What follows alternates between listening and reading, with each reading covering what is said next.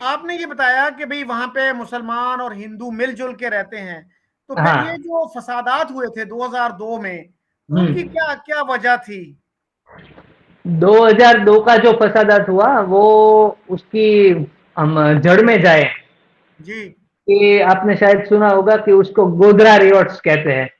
हम्म। वो गोधरा इसलिए नाम पड़ा कि जो अयोध्या मूवमेंट थी, अयोध्या राम जन्मभूमि मंदिर का, वहां पे कार सेवा करने के लिए, कार सेवा बहुत लोग कंफ्यूज हो जाता है कि कार सेवक को वो स्वयं सेवक से जोड़ देते हैं, जो आरएसएस के संघ के स्वयं सेवक होते हैं वो उसमें, और कार सेवक में, दोनों में एक ही गिन लेते हैं, क्योंकि आप पाकिस्तान में वो अलग अलग तरीके से आपको समझाया जाता है, लेकिन दोनों अलग है।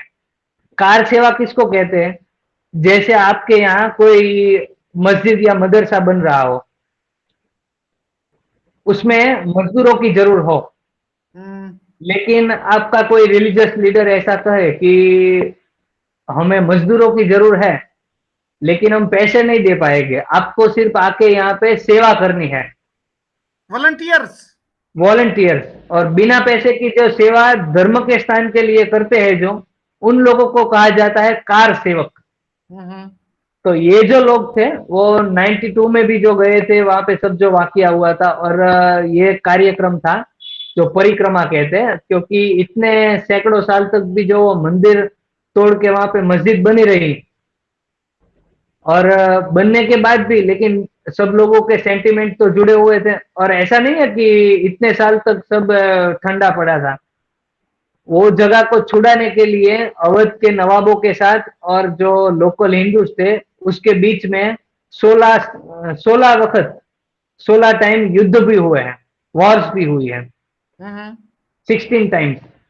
और बहुत लोग मरे हैं वगैरह है। और बाकी सब मंदिर मंदिर तो बहुत टूटे हैं, लेकिन ये मंदिर इसलिए खास था क्योंकि ये जन्म स्थान पे बना था, और कोई ऐसा क्लेम भी नहीं था कि कोई नाजायज क्लेम है। वैसे तो बहुत सारे मंदिर, जैसे आप हम भी दिल्ली जाते हैं तो बड़ी शौक से कुतुब मीनार देखने जाते हैं, फोटो खिंचवाते हैं, लेकिन आपको शायद पता होगा कि कुतुब मीनार है, वो उसका असली नाम है कुव्वतुल इस्लाम मस्जिद। वो वहां पे मैं गया था, और तख्ती लगी है वहां पे, शिलालेख, जो पत्थर पे लिखा रहता है ना, वो पारसी में लिखा है।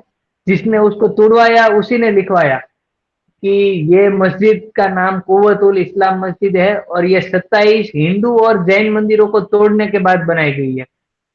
है उस पे लिखा हुआ है ये?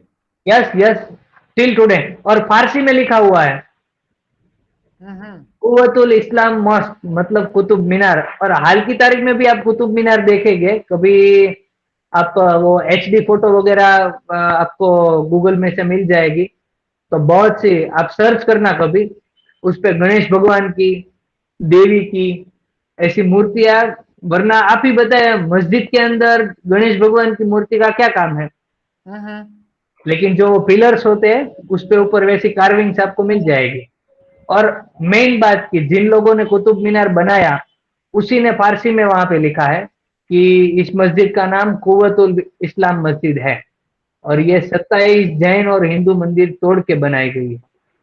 लेकिन फिर भी हिंदू सोसाइटी का है कि भाई वो मूव ऑन करने में ज्यादा शांति प्रिय समझती है कि अभी जो हो गया, अभी आगे बढ़ो। हम्म। लेकिन ये हमारे लिए बहुत एक मुकद्दस स्थान है, क्योंकि हम्म। ये भगवान का जन्म स्थान है। हम्म। बाकी तो मंदिर तो करोड़ों है, लाखों है, बहुत मंदिर ऐसे है कि जिसमें कोई दर्शन करने को भी नहीं है, एबोर्डेंट पड़े हैं, लेकिन ये मंदिर जन्म स्थान के लिए बनाया गया ना था।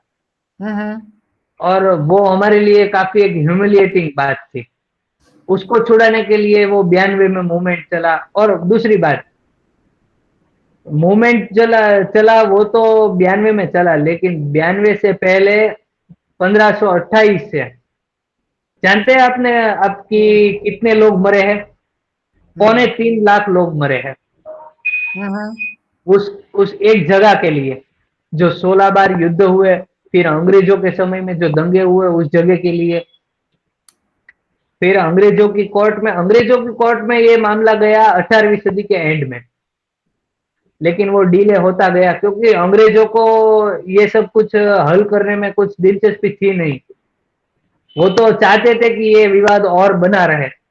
और अनफॉर्चुनेट हमारे साथ ये हुआ कि जैसे ही फ्रीडम आ गई तो अब सबको ऐसा था कि भाई चलो अब तो फ्रीडम भी आ गई है, रूलिंग में लोग भी हमारे हैं, अंग्रेज भी चले गए, और रही बात कि मुसलमान जो विरोध कर रहे थे उसको पाकिस्तान दे दिया है, तो अब कोई हमारा ओपोजिशन नहीं है, अब हम बना सकते हैं। लेकिन जो पॉलिसी अंग्रेजों की थी वही हमारी सक्सेसिव गवर्नमेंट्स की कंटिन्यू रही कि उस मसले का हल नहीं हुआ। लेकिन फिर मैं इम्पोर्टेंट बात बोलूंगा कि पूरे मसले में मैं सबसे ज्यादा किसी को देखने को बोलूंगा तो आपने शायद नाम सुना हो तो के मोहम्मद साहब, जो हमारा आर्कियोलॉजिकल सर्वे ऑफ इंडिया है, हमारा एक सरकारी इदारा है, उसके मैंने उनका एक क्लिप देखा है यूट्यूब पे जी। जी, वो मैं उसको रूबरू मिला हूँ। हम्म। वो के डॉक्टर के मोहम्मद, कहाँ रहते हैं वो? वो साउथ इंडियन है, अभी दिल्ली में रहते हैं। हम्म। और वो के मोहम्मद सर, उसके साथ बात होता, फिर उसका वीडियो भी बहुत लोगों ने देखा होगा, आप भी देखना, कि वो खुला कह रहे थे कि मेरे पास आया और जो एक्सक्यूवेशन ऑर्डर हुआ कि भाई यहाँ पे खुदाई की जाए और पता लगाया जाए, अगर नीचे मंदिर के कुछ अवशेष है तो जगह हिंदुओं को दी जाएगी, और कुछ नहीं निकलता तो ये जगह मुस्लिम को दी जाएगी। उसमें जो हिंदू पार्टी थी वो भी एग्री हुई और मुस्लिम पार्टी भी एग्री हुई, और फिर खुदाई चालू हुई। खुदाई में भी किस तरह खुदाई हुई कि जो वीडियोग्राफी की गई उसकी लाइव वीडियोग्राफी, और जो जज की बेंच थी उसमें 5 जज थे, 5 में से 2 जज मुसलमान थे और 3 जज हिंदू थे, ताकि उसमें भी बैलेंस बना रहे। फिर जो खुदाई करने वाले कारीगर वगैरह होते हैं, वो कुल 100 कारीगरों का स्टाफ था। उस 100 में से 60 मुस्लिम थे और 40 हिंदू थे। और जो एएसआई के चीफ थे तब, वो खुद के मोहम्मद साहब, वो भी मुस्लिम थे। और ऐसे ही खुदाई वगैरह चालू हुई, और खुदाई के थोड़े दिन जैसे ही चला, 2 दिन की खुदाई के बाद ही तभी पता चल गया। और के मोहम्मद साहब ने तब ऐसा कहा था कि मुसलमानों को देखना चाहिए कि ये हमारा काबा है, अगर इसके तोड़ के कोई उसको कोई दूसरी जगह का नाम दे दे तो क्या हम बर्दाश्त करेंगे? ऑफकोर्स नहीं करेंगे, और करना भी नहीं चाहिए किसी को। इसी तरह ये हिंदुओं की मुकद्दस जगह है, इसलिए हमको ये दे देनी चाहिए। और उसने फिर रिपोर्ट भी सौंपी कि हाँ, यहाँ से नीचे अवशेष मिले हैं, नीचे अंदर से एक नहीं 3 मंदिर के अवशेष मिले हैं।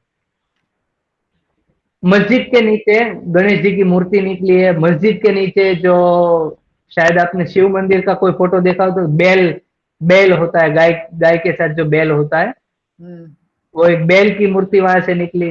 फिर एक शिवलिंग निकला, फिर बहुत सारे देवी देवताओं की मूर्ति निकली, फिर एक स्टोन स्टोन पे लिखाई किया हुआ एक शिलालेख निकला। और वो शिलालेख जो था वो 8वीं सदी का था,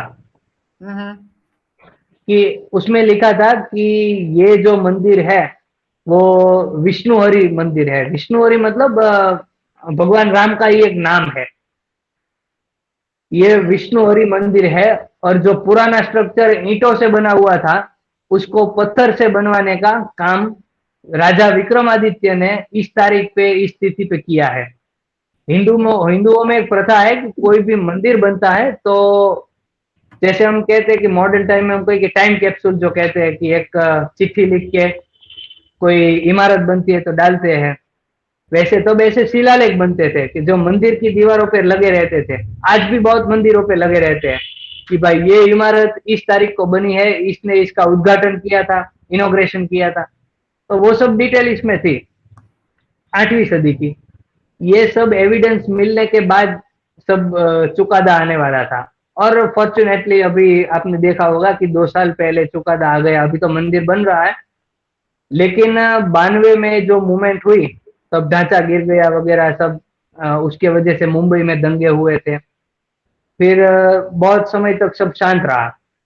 फिर 2002 में यहाँ से लोग यात्रा करने के लिए, जैसे हज पढ़ने आप लोग जाते हैं वैसे यहाँ से यात्रा करने के लिए लोग गए थे। उसको कार सेवक कहते हैं।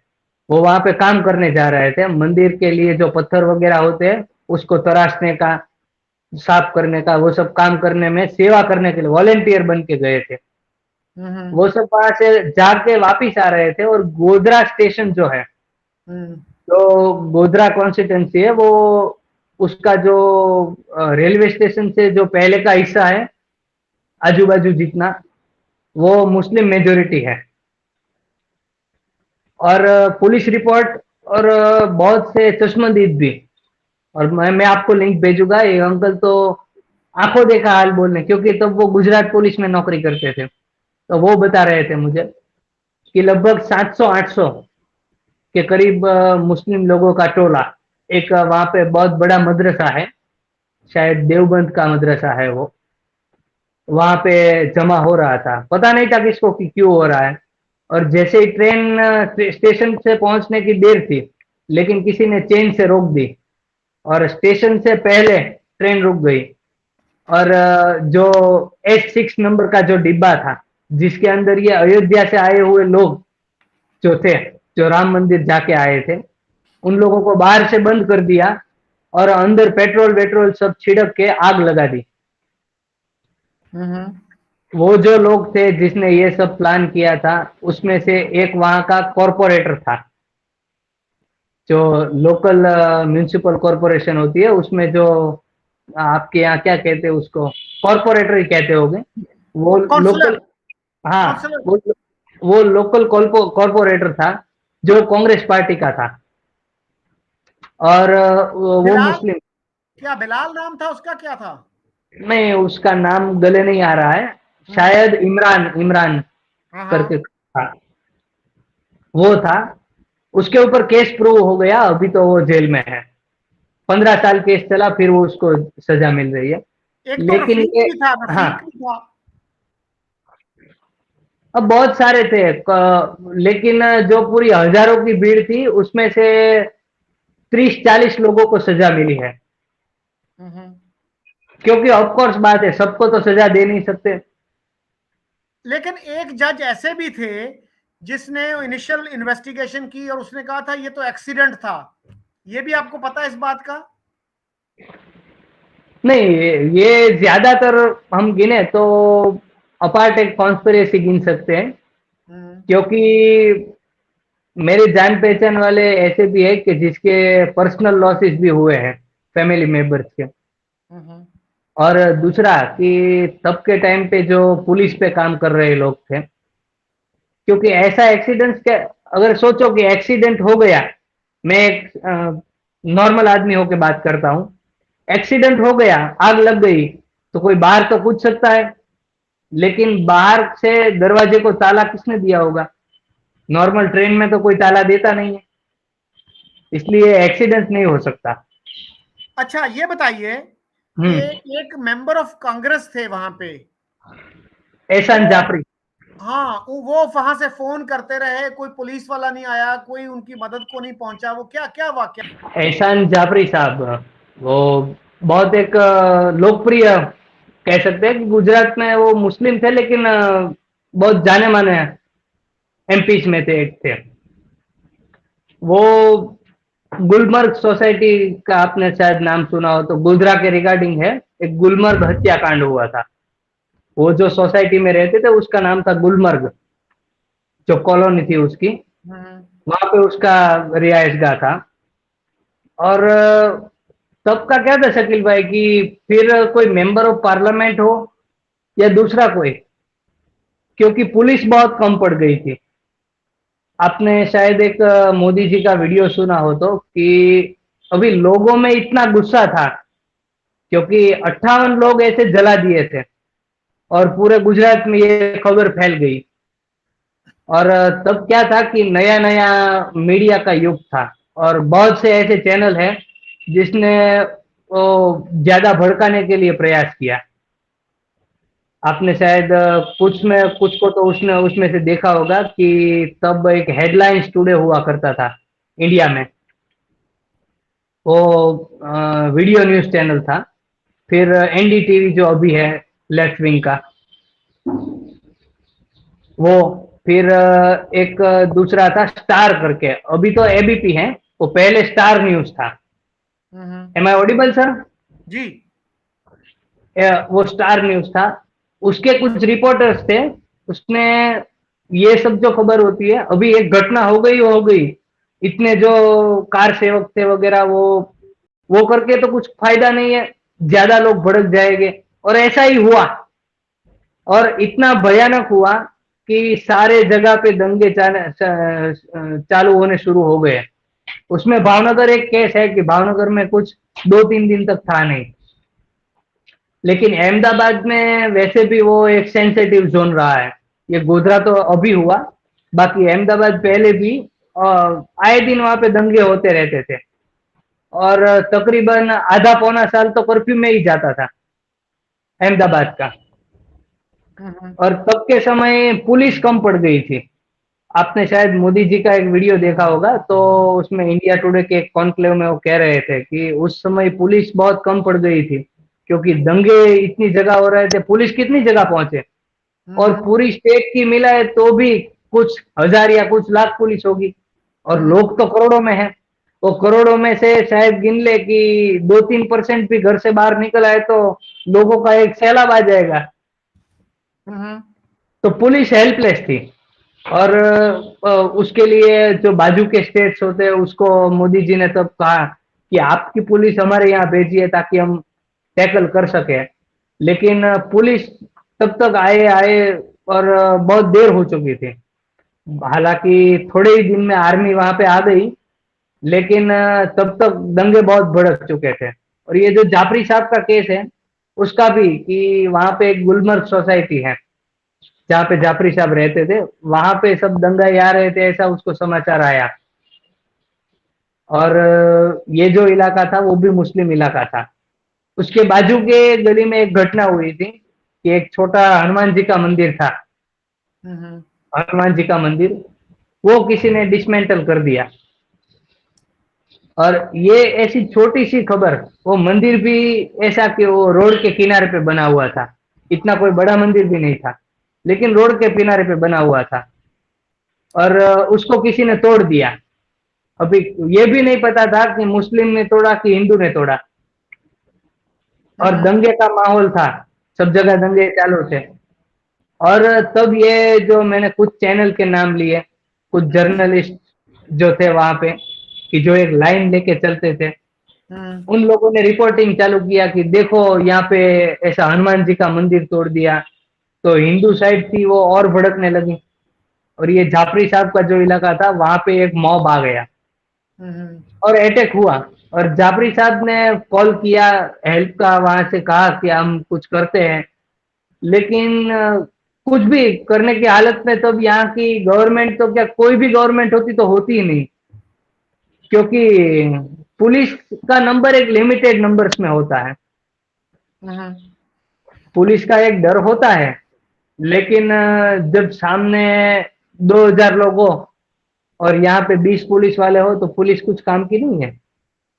और जो राइट्स रोकने के लिए जो पुलिस ने कार्यवाही की, गोधरा कांड से पहले 2002 से पहले जितने भी दंगे होते थे, उसमें दंगे होते थे, इतने मुसलमान मरे, इतने हिंदू मरे, कोई इन्वेस्टिगेशन नहीं होता था, किसी को सजा मिलती नहीं थी।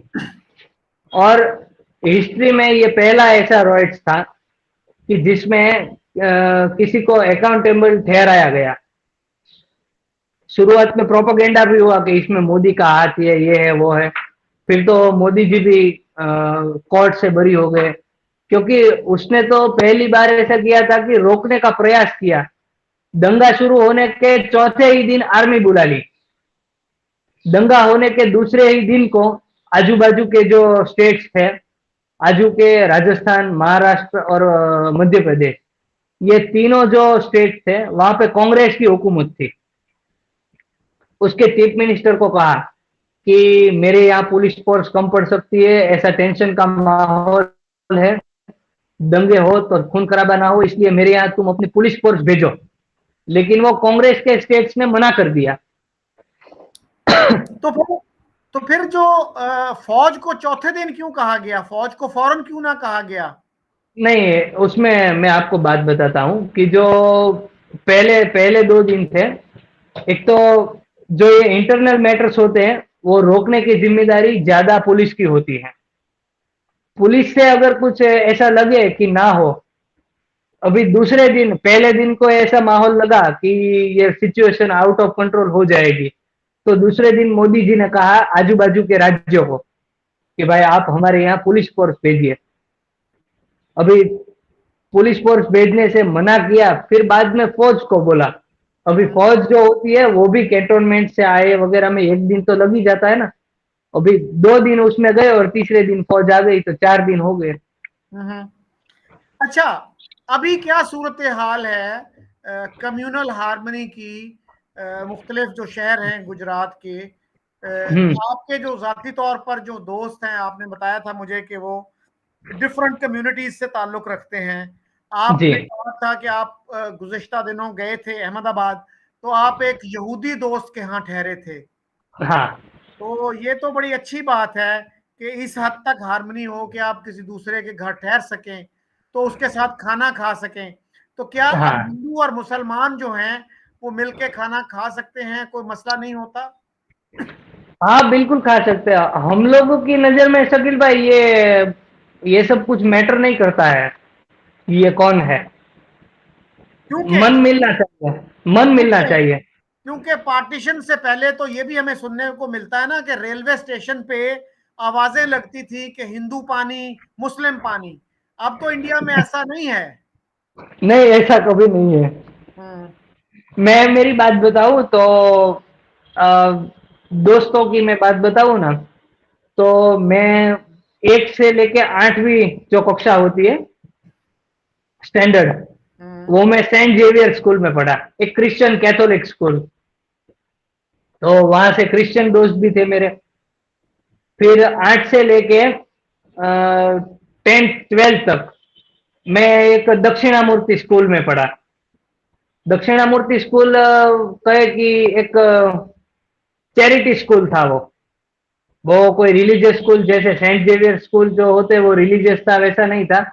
वैसे इंडिया में कोई हिंदू ऑर्गेनाइजेशंस को स्कूल खोलने की परमिशन नहीं है।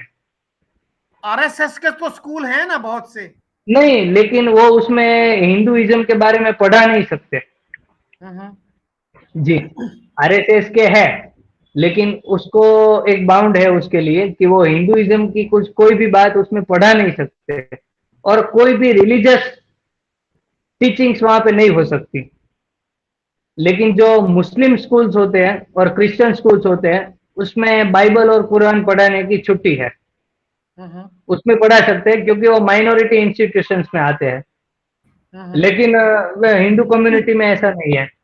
तो मैं पहले से ही ऐसे पहले क्रिश्चियन स्कूल में पढ़ा, फिर जो कहा कि चैरिटी स्कूल में पढ़ा, तो ऐसा कभी हमको लगा ही नहीं। और गुजरात की मैं बात बताऊं ना आपको कि जो फ्री में पढ़ाने वाला सरकारी स्कूल हो और करोड़ों रुपया रुपया लेके पढ़ाने वाला कोई प्राइवेट स्कूल हो, आपको एक भी स्कूल ऐसा नहीं मिलेगा कि जिसमें कोई मुसलमान ना हो।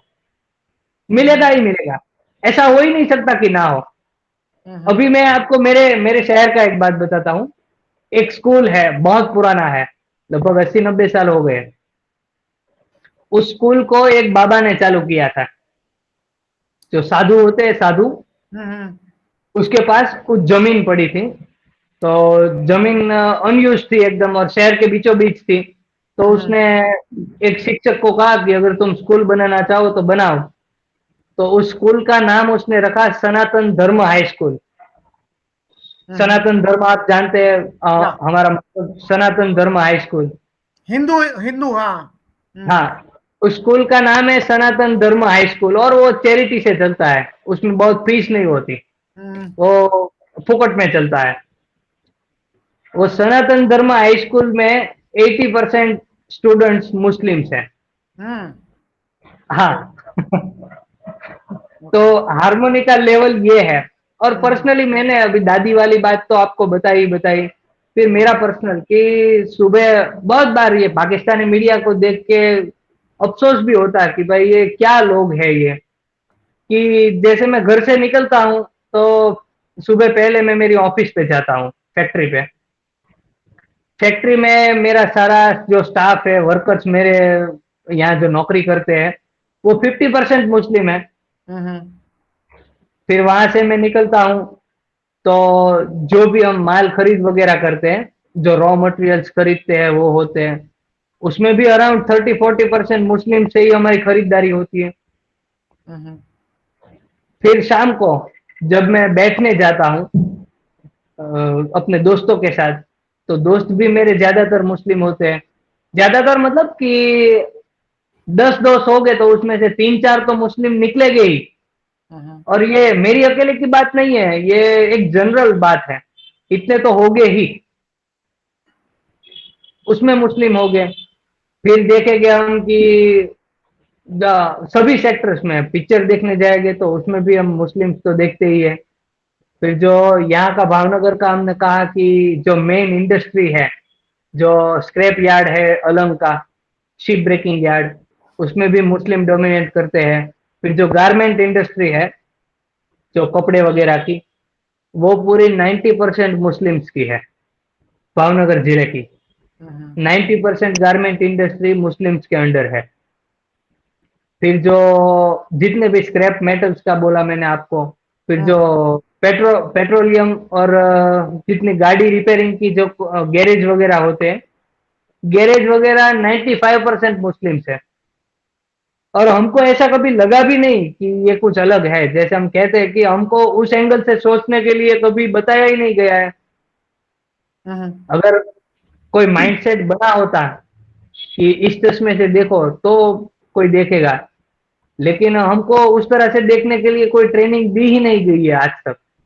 और फिर हम कभी कभार ये जो पाकिस्तानी मीडिया देखते हैं, फिर ये जो कुछ वेस्ट के अखबार देखते हैं और उसमें हम पढ़ते हैं कि भाई इंडिया में ही इंटॉलरेंस बहुत बढ़ गया है, मुसलमानों पर अत्याचार हो रहा है, तो देखने में बहुत स्ट्रेंज लगता है कि ये लोग को क्या हमारी जिंदगी नहीं दिखती होगी। अच्छा, ये बताइएगा कि हमारे प्राइम मिनिस्टर ने कुछ अरसा पहले कहा था, वो मुल्क से बाहर थे, किसी इंडियन जर्नलिस्ट ने कुछ पूछा कि इंडिया पाकिस्तान के रिलेशंस पे आप क्या कहते हैं, तो उन्होंने कहा था कि आरएसएस की जो आइडियोलॉजी है वो रुकावट है, वरना सब ठीक हो जाता। तो ये आरएसएस की क्या है, किस तरह की ये ऑर्गेनाइजेशन है, क्या ये एंटी मुस्लिम है, क्या इनको कुछ लोग कहते हैं कि ये हिंदू तालिबान है, आप कैसे देखते हैं इस बात को? For your kind information sir, I am the member of RSS, और छोटा 5 साल का था तब से मैं स्वयं सेवक हूँ।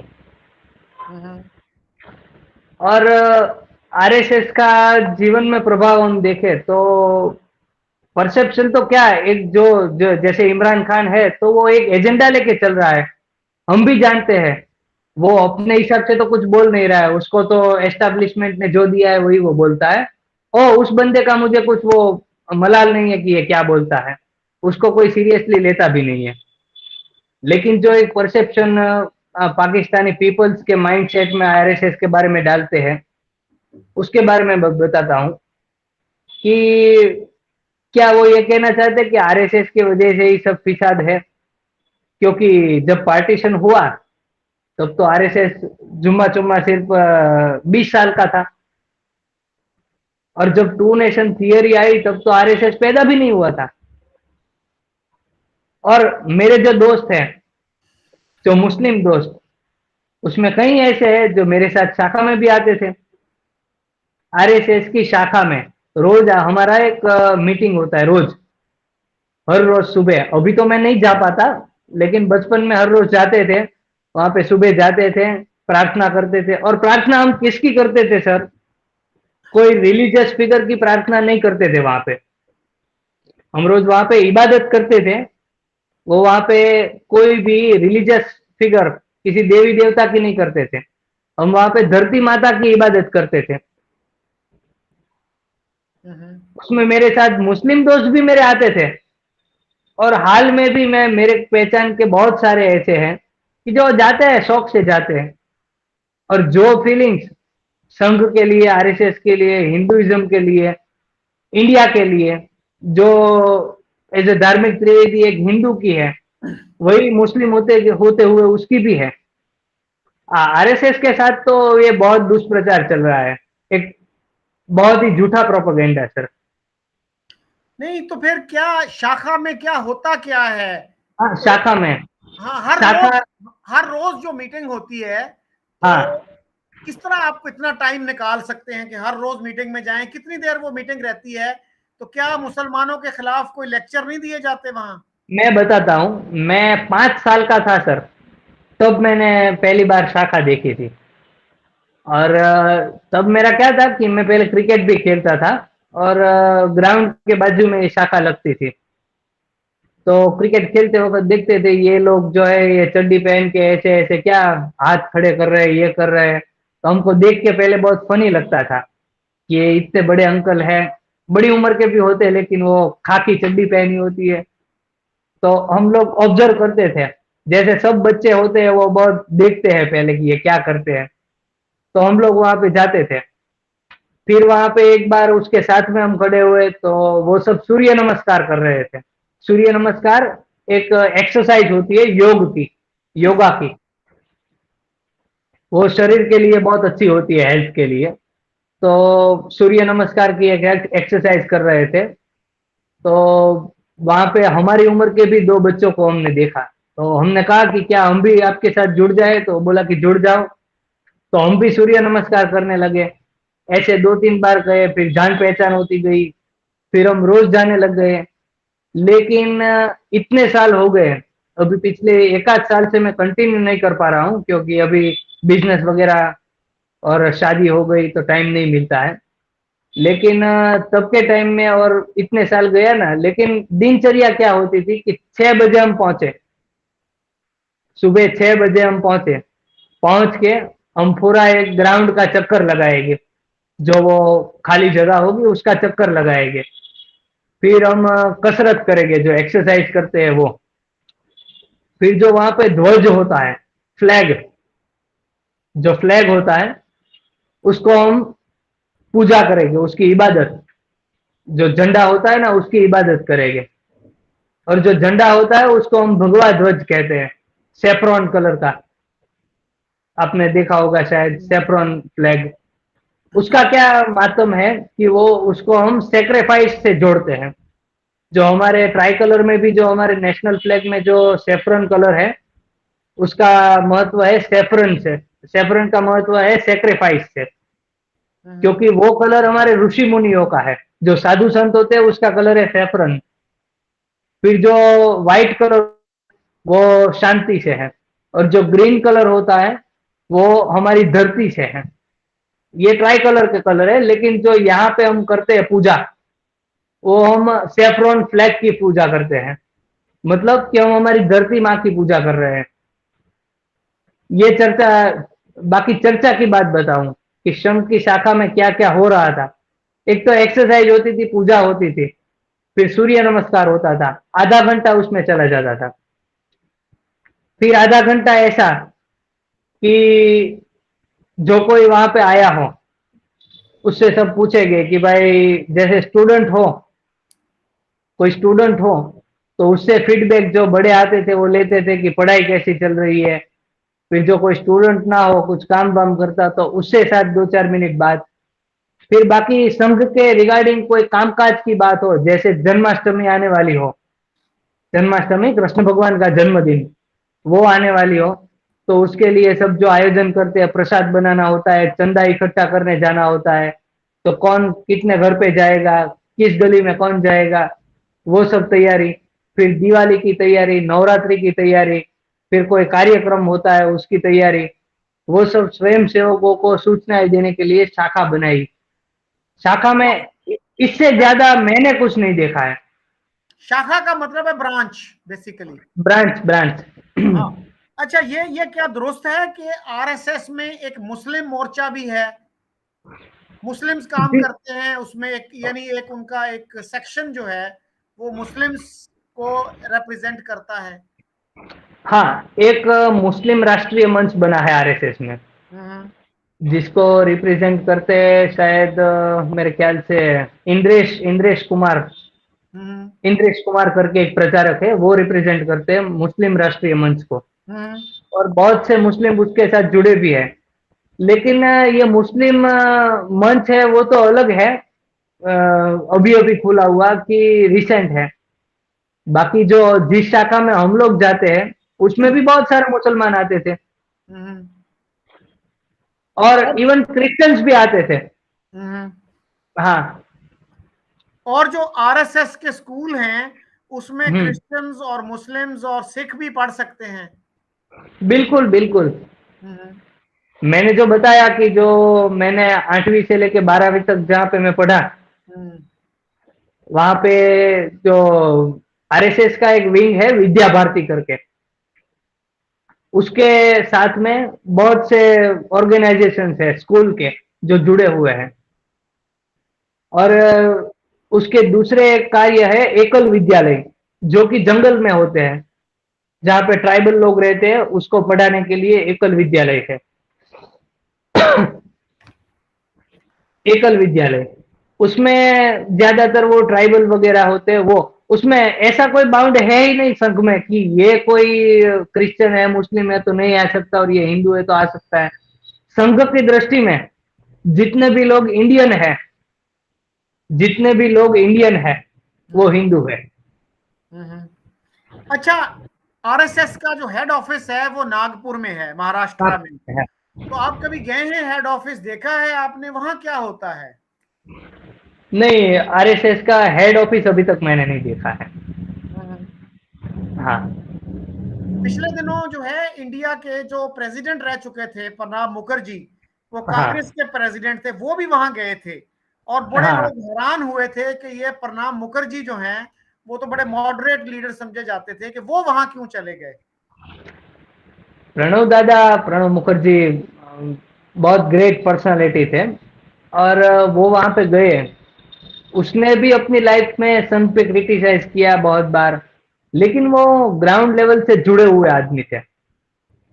कांग्रेस के थे लेकिन ग्राउंड लेवल से जुड़े हुए आदमी थे। उसके पास लोकल सपोर्ट, जनता का सपोर्ट बहुत था। और कहे कि वो बंगाल से आते थे, बंगाल में तो उसके नाम का एक सिक्का चलता था, ऐसा उसका एक ऑरा था। वो 2018 में शायद 17 या 18 में वो वहां पे गए संघ मुख्यालय पे। और जो विजयदशमी, संघ की स्थापना दशहरा के दिन हुई थी, विजयदशमी के दिन, तब एक बड़ा कार्यक्रम होता है, तब प्रणब मुखर्जी जी को इनवाइट किया गया था। और ये जो आप बता रहे हैं कि जो लोग उसको अपोज कर रहे थे, वो लोग अपोज करने वाले कौन थे? एक संजय दीक्षित। संजय दीक्षित कौन था? संजीव दीक्षित, सॉरी, संजीव दीक्षित जो हमारी दिल्ली राज्य है उसकी जो वजीर आला थी, शीला दीक्षित, उसके बेटे थे। वो खुद एक डायनेस्ट है। मतलब जो कांग्रेस पार्टी में और बहुत सी पार्टी में बेटे के बाद उसका बेटा, जो परिवारवाद होता है, वो खुद एक डायनेस्ट। फिर उसको ओपोज किया राहुल गांधी ने, वो खुद एक डायनेस्ट है। फिर ओपोज करने आए ये समाजवादी पार्टी, अखिलेश यादव, वो खुद भी एक डायनेस्ट है।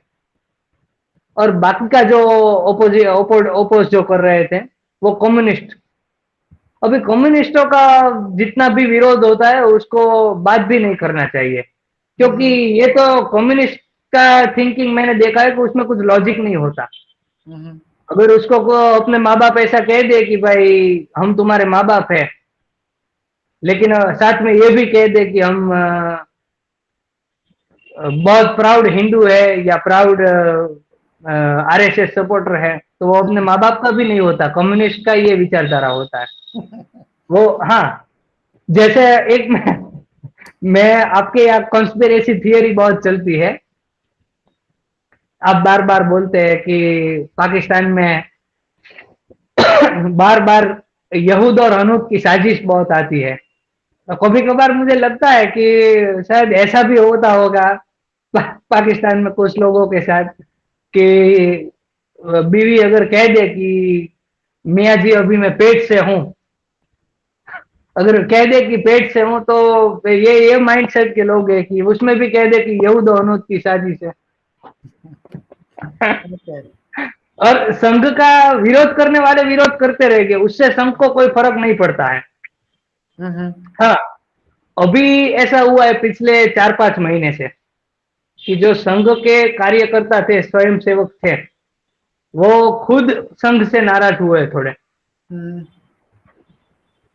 बाकी जो ओपोजिशन वाले विरोध करते हैं उसका कोई फर्क नहीं पड़ता। और संघ की मैं बात बताऊं कि हिंदुस्तान में कभी भी कोई भी कहे कि प्रॉब्लम आई, जैसे कुदरती आफत आई, तो सबसे पहले कोई वॉलेंटियर्स की फौज अगर खड़ी हो जाएगी तो वो स्वयं सेवक ही होंगे। और आप हिस्ट्री उठा लीजिए, एक भी ऐसा कोई फ्लड नहीं होगा, एक भी ऐसा कोई आग लगने का मंजर होगा, या कुछ भी नेचुरल डिजास्टर होगा, या हमारी जो वॉर्स होती थी, वॉर, उसमें भी संघ के स्वयंसेवक सेवा देने पहुंच जाते थे। और सेवा का कितना समर्पण, आप एक चीज आपको बताऊं, ये बहुत इमोशनल बात है मेरे लिए कि 1962 में चाइना के साथ हमारा युद्ध हुआ था। और तब का भारत क्या था कि बहुत गरीब स्थिति थी हमारी, इतना हमारे पास वेल्थ नहीं थी इंडिया के पास। और जो लड़ाई हो रही थी वो सियाचिन वगैरह और बर्फीले क्षेत्रों में हो रही थी। और हालत ये थी कि हमारे सोल्जर्स को पहनने के लिए जूते भी नहीं थे, पहनने के लिए जूते भी नहीं थे। और वो सादी चंपलों को पहन के वो 18,000 फीट की ऊंचाई पे भी लड़ने के लिए गए थे। और तब मैं बताऊं कि जिसने कभी बंदूक हाथ में ना ली हो, ऐसा जो आरएसएस के जो वर्कर होते हैं, उसने लाठी डंडे लेके वो भी सैनिकों के साथ चले गए। हाँ, पता था मरने ही वाले हैं, लेकिन गए।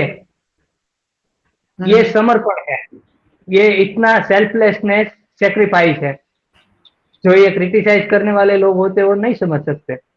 और अच्छा। आज संघ को इतना ओपोज क्यों कर रहे हैं, उसके पीछे एक वजह है, क्योंकि अभी ये डिजिटलाइजेशन का युग हो गया है। जो सब पहले पुराने जमाने में सब बातें कवर अप हो जाती थी, ढक देते थे, एक मेकअप कर देते थे, छुपा देते थे, वो अब नहीं हो सकता।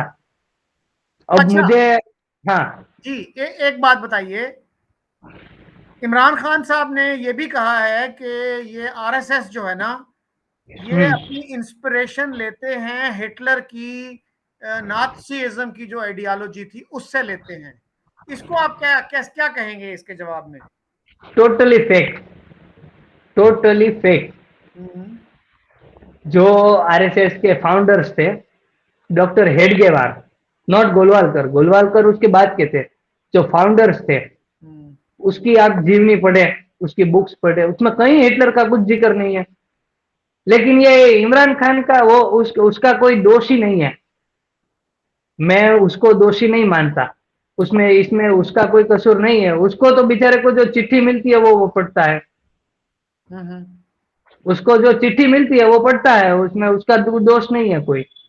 तो क्या गोलवालकर ने एडमायर नहीं किया हिटलर को?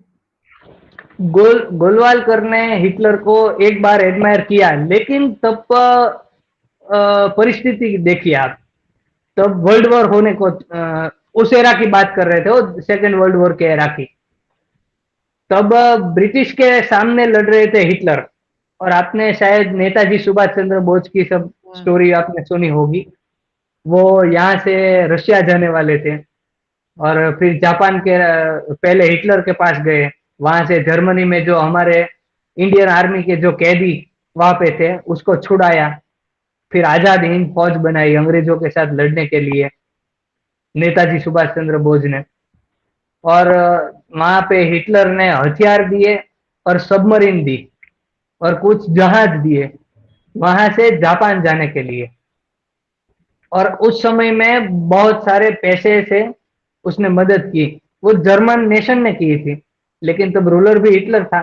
तो इन द सेंस हिटलर ने की थी, हमारी फ्रीडम के लिए, हमारी फ्रीडम के लिए की थी।